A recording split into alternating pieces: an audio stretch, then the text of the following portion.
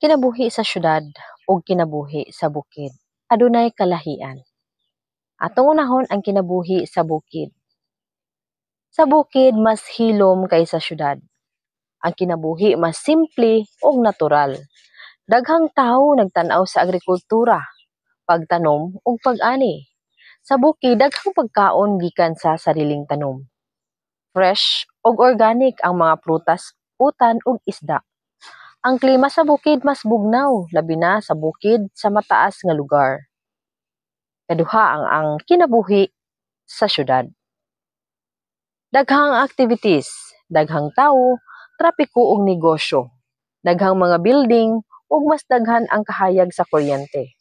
Sa syudad, daghang pagkaon gikan sa mga tindahan, restaurant ug fast food. Pero dili tanan fresh ug organic.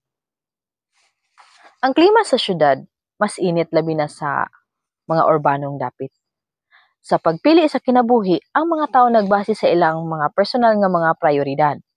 Ang uban, mas malipayon sa kahilasan o kahilom sa bukid. Samtang ang uban, mas gusto sa aktibidad sa kusog o kusog sa syudad. Sa kabukiran, ang kinabuhi dunay kahilasan o kahilom nga dili makita sa syudad.